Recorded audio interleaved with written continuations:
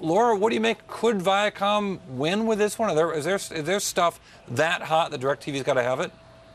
Nope, I don't think it is. I think one of the things that we're going to see this rolling throughout the U.S., especially at Viacom, because they continue to make decisions that I think threaten the TV ecosystem.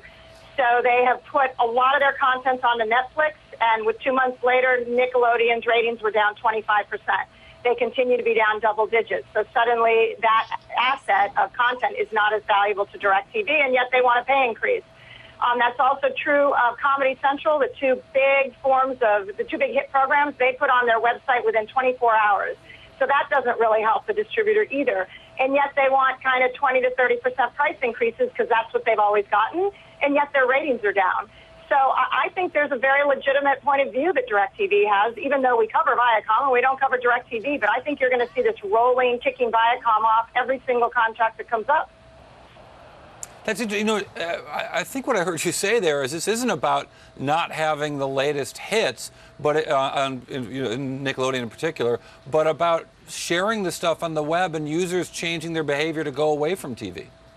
Well, I would say this, that Viacom is not part of TV everywhere, so it's not helping the TV distributors in that way. Their ratings are down double digits, and either it's the fact that SpongeBob SquarePants is 11 years old and they need better hit programming. They need to find the next Snooki and Juicy Shore, which was a huge hit for its tenure, or they need to stop giving it away for free to Netflix, which is a pure substitute for their on-channel programming.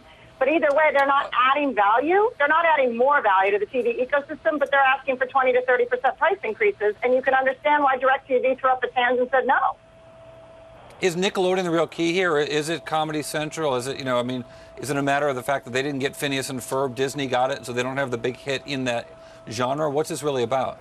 I think it's about rating strength. I think, like ESPN, if you have ratings momentum and you walk into those negotiations with DirecTV, it's really hard for DirecTV or anybody to not pay you more. But when your ratings are down double digits and you're asking for more money and you're one of 135 channels, suddenly you can see a distributor saying, no, enough. We want to pay you less, right, not 30% more. No, I get that. I guess my question, though, is within the umbrella of all of the Viacom cable channels, is Nickelodeon really the big dog there, or is it Comedy Central now, or, I don't know? So there's three. The research shows that Comedy Central is their #1 requested network, followed by Nickelodeon, clearly one of the predominant kids channels, and MTV is third. Those are the only 3 out of the 25 channels they have that matter. And is Comedy Central more important in an election year, with Jon Stewart and the Colbert Report both really having a stronger viewership in election years? Well, maybe, except for you can get all of that programming. If you've been turned off by DirecTV, you can get it all online on the Viacom website. So DirecTV, those viewers didn't lose anything. They just have to wait 2 hours, and then it's online on Viacom. I mean, on the website. Really quickly, just about 15 seconds left. How much could this hurt DirecTV?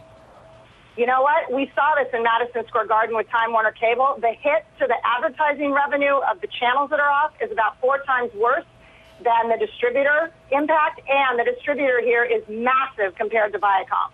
So not only is the economic impact a fraction, it's a much bigger company, so you don't see the impact at all in the numbers.